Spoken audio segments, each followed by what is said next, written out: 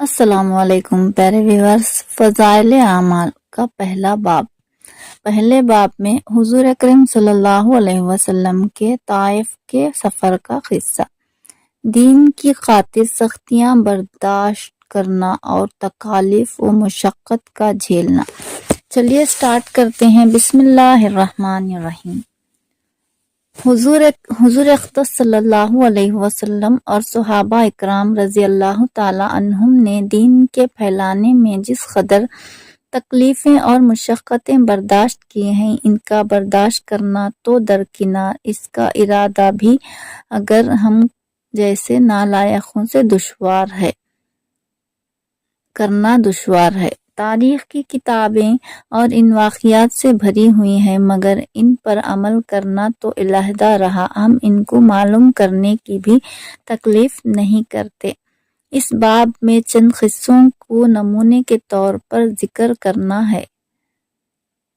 ان میں سب سے پہلے خود حضور اکرم صلی اللہ علیہ وسلم کے ایک قصے سے ابتدا کرتا ہوں کہ حضور اکرم صلی اللہ علیہ وسلم کا ذکر برکت کا ذریعہ ہے۔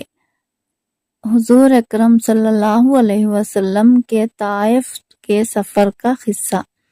نبوت مل جانے کے بعد 9 برس تک نبی کریم صلی اللہ علیہ وسلم مکہ مکرمہ میں تبلیغ فرماتے رہے اور قوم کی ہدایت اور اصلاح کی کوشش فرماتے رہے، لیکن تھوڑی سی جماعت کے سوا جو مسلمان ہو گئے تھے اور تھوڑے سے ایسے لوگوں کے علاوہ جو باوجود مسلمان نہ ہونے کے آپ کی مدد کرتے تھے، اکثر کفار مکہ آپ کو اور آپ کے صحابہ کو ہر طرح کی تکلیفیں پہنچاتے تھے، مذاق اڑاتے تھے اور جو ہو سکتا تھا اس سے درگزر نہ کرتے تھے۔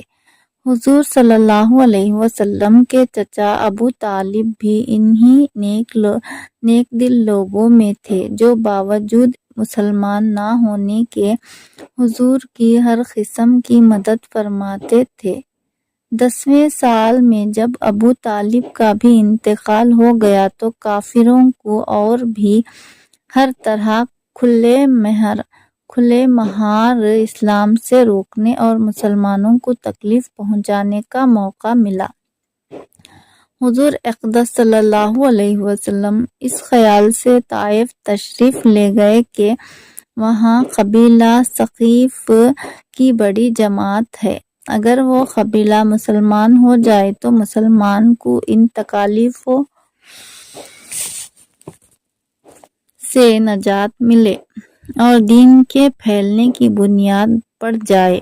وہاں پہنچ کر قبیلے کے 3 سرداروں سے جو بڑے درجے کے سمجھے جاتے تھے گفتگو فرمائی اور اللہ کے دین کی طرف بلایا اور اللہ کے رسول کی یعنی اپنی مدد کی طرف متوجہ کیا، مگر ان لوگوں نے بجائے اس کے کہ دین کی بات قبول کرتے اور کم سے کم عرب کی مشہور مہمان نوازی کے لحاظ سے ایک نوارد مہمان کی خاطر مدارات کرتے، صاف جواب دے دیا اور نہایت بے رخی اور بد اخلاقی سے پیش آئے۔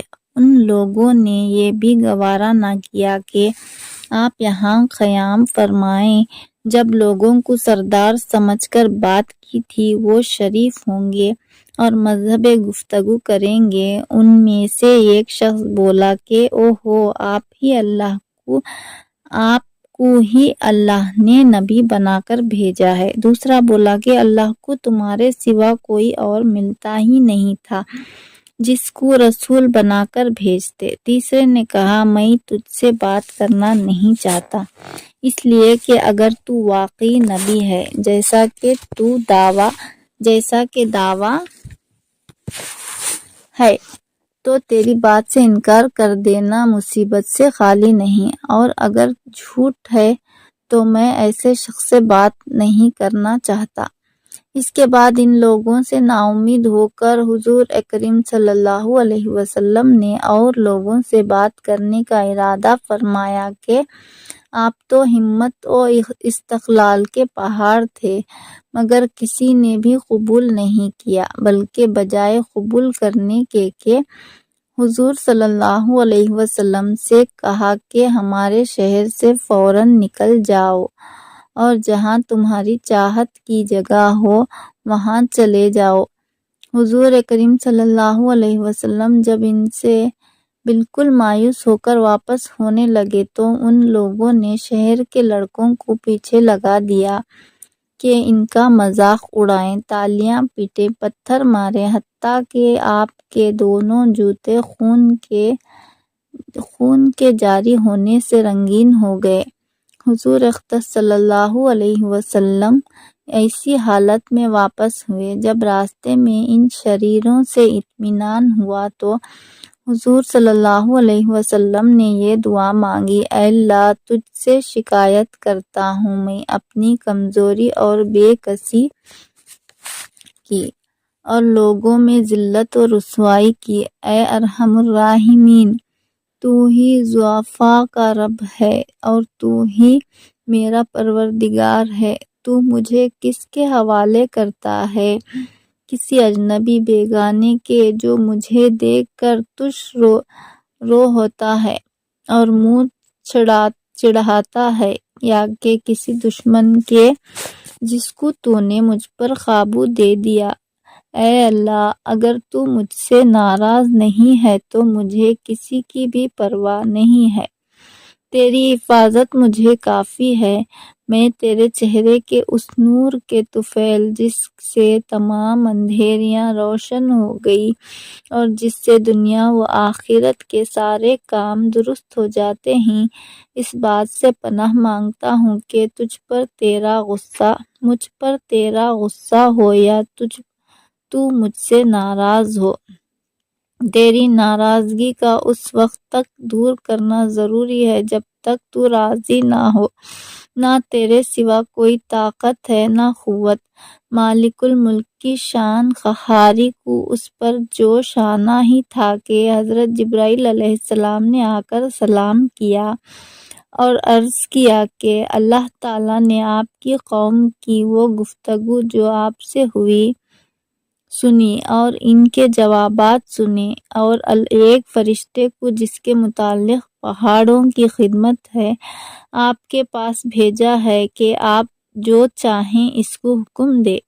اس کے بعد اس فرشتے نے سلام کیا اور عرض کیا کہ جو ارشاد ہو میں اس کی تعمیل کروں، اگر ارشاد ہو تو دونوں جانب کے پہاڑوں کو ملا دوں جس سے یہ سب درمیان میں کچل جائیں، اور جو سزا آپ تجویز فرمائیں۔ حضور صلی اللہ علیہ وسلم کی رحیم و کریم ذات نے جواب دیا کہ میں اللہ سے اس کی امید رکھتا ہوں کہ اگر یہ مسلمان نہیں ہوئے تو ان کی اولاد میں سے ایسے لوگ پیدا ہوں جو اللہ کی پرستش کریں اور ان کی عبادت کریں۔ فائدہ: یہ ہیں اخلاق اس ذات کریم کے جس کے ہم لوگ نام لیوا ہیں کہ ہم ذرا سی تکلیف سے کسی کی معمولی سی گالی دینے سے ایسے بھڑک جاتے ہیں کہ عمر بھر اس کا بدلہ نہیں اترتا، ظلم پر ظلم اس پر کرتے رہتے ہیں اور دعویٰ کرتے ہیں کہ اپنے محمدی ہونے کا، نبی کے پیرو بننے کا۔ نبی کریم صلی اللہ علیہ وسلم اتنی سخت تکلیف اور مشقت اٹھانے کے باوجود نہ بددعا فرماتے ہیں نہ کوئی بدلہ لیتے ہیں۔ یہ قصہ فضائل اعمال کے پہلے باب کا پہلا قصہ ہے۔ تو یہ قصہ یہیں پر ختم ہوتا ہے۔ اگر اچھا لگا تو لائک کر دیں، تو دعاؤں میں ضرور یاد رکھیے گا۔ اللہ حافظ، فی امان اللہ، فی جوار اللہ۔